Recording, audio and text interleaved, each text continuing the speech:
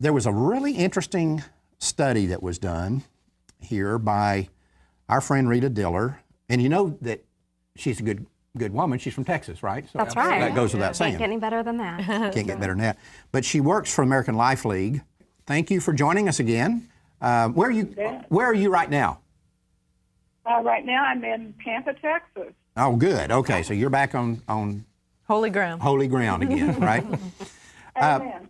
Okay, Rita, you guys at American Life League looked at statistics from 16 counties in the Texas Panhandle.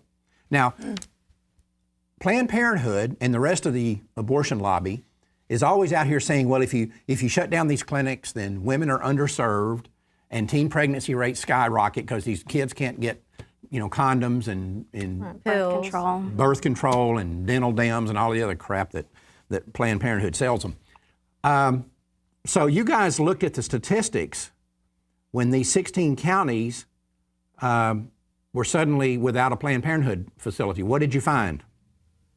Well, let me give you a little background first. The way the study came about, I saw that headline in September of 2012 saying that the 2010 statistics showed that the teen pregnancy rate is lower in Potter and Randall counties of Texas than it's been since records have been kept. So, like you said, being from that part of the world and having helped lead the charge to get Planned Parenthood out of the area, I knew that Planned Parenthood had been very active there for more than 40 years with almost no organized opposition until Bishop Yonta arrived in 1997. So he discovered at that time that 19 Planned Parenthood facilities were operating within the geographical confines of his diocese, and that's the top 26 counties of Texas. And he was absolutely shocked, and he described that to me at that time, the bishop's worst nightmare. So we went to work, and Bishop Yonta and I led a 12-year battle against Planned Parenthood that actually resulted in the gradual total elimination of every Planned Parenthood facility in the Texas Panhandle. But when I saw the headline, I knew that this 50% reduction in the teen pregnancy rate happened while the Planned Parenthood facilities were facing fierce opposition and shutting down in the Texas Panhandle. So to confirm that, I got the county-by-county numbers from the Texas Department of Health, and we analyzed them at American Life League and confirmed that it was indeed true, that as Planned Parenthood was shutting down facilities, as its credibility was being continually called into question, teens were being warned to stay away from there. Our kids were gathering outside Planned Parenthood to pray, et cetera, et cetera.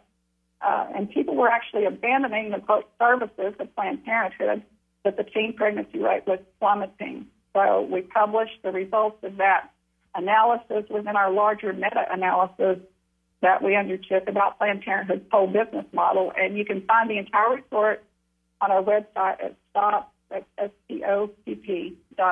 Let me just give you what I think is the bottom line to this. In those 16 counties, if you compare the figures when Planned Parenthood was there versus when Planned Parenthood was not there, the pregnancy rate when they were there was 43.76 per 1,000. The pregnancy rate once they were not there was 24.1 per 1,000. It almost went to half.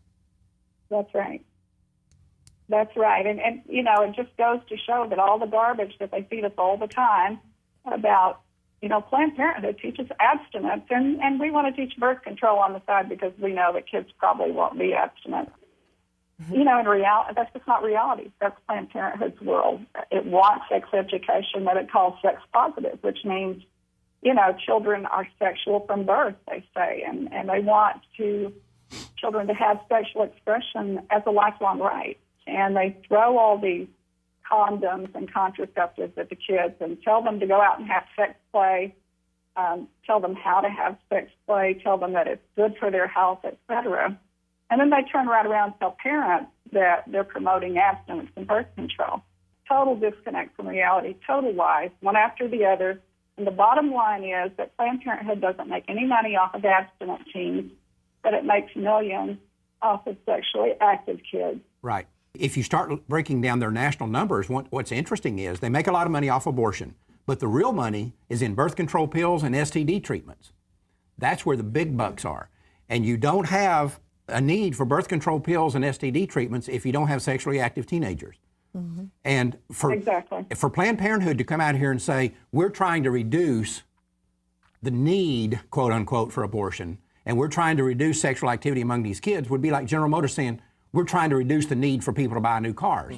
It's preposterous. You know, Rita, years ago, I was on a talk show with someone from Planned Parenthood, and I eventually incorporated this. I thought about it as I was talking with her, and I later incorporated it into answers that I gave in books that I've written.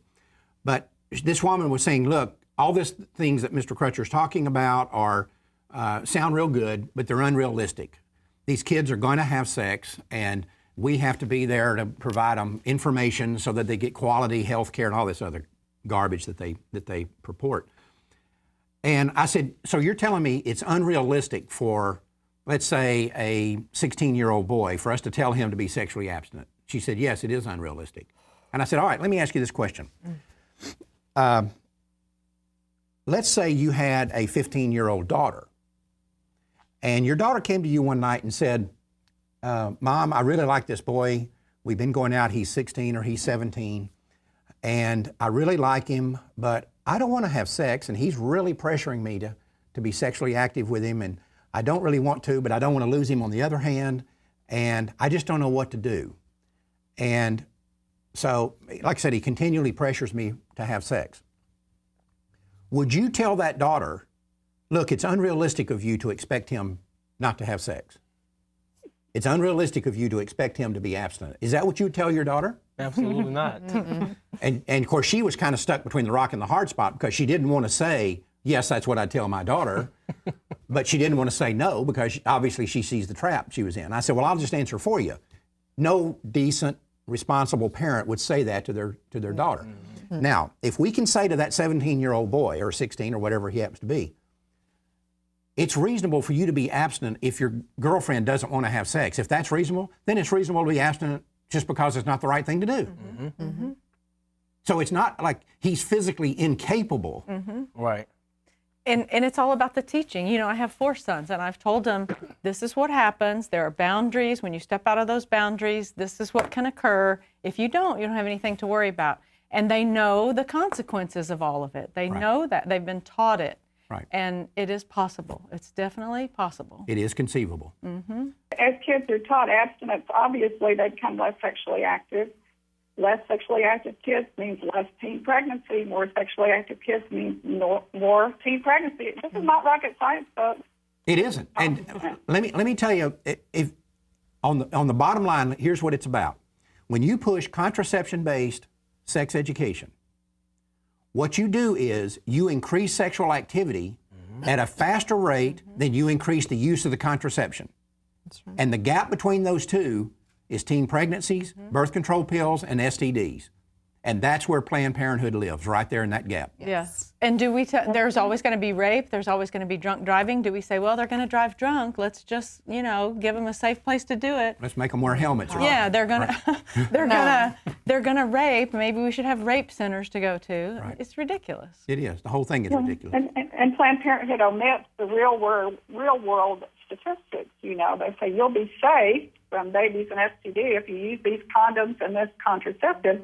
But they don't tell them that, 54% of the women that got pregnant in a given month were using some form of contraception. They don't tell them that. Their own meetings, they openly admit it. They openly admit. And they've known this for years. We have a quote from Alan Guttmacher in Kinsley, actually, at a Planned Parenthood meeting in the 1950s. And they pointed out that the highest abortion and pregnancy rate occurred among women who were using contraception. It was higher than among the women who were not using contraception. It was higher among that group of women. And they've known this for 50 years. These people are professional liars. Yeah. This is a business. This is an abortion business. Right. They need to sell abortion. And so they're going to put whatever lie they have to put out there to get you sexually active, to make you use these contraceptives that are not high quality contraceptions. You're going to get pregnant. It's an unplanned pregnancy. Now you need us for an abortion. Right. That's the point. We see this happen in the Black community. They say we come in to make abortion facilities and these reproductive services available, but the moment that they come in, we see abortion begin to trend higher in these communities. They are selling abortion. These are just the hook or the things that get you on the path to need that abortion service. That's exactly right. right. Hey, Rita, I want to thank you for doing this. Say hi to all of our friends at American Life League, and you guys keep up the good work, because this is the sort of thing that has to be done. This is the sort of thing that we here at Life Dynamics like, and that's where we shine the light on these people, because they're like cockroaches. As soon as you shine lights on them, they run under the baseboards. It's got to be told. Right. That's right. Thanks, That's Rita. right. Thank you. Thanks Thank you, Mark, for all you Thank do. you. God bless you all. Thank you for joining us. Thank you.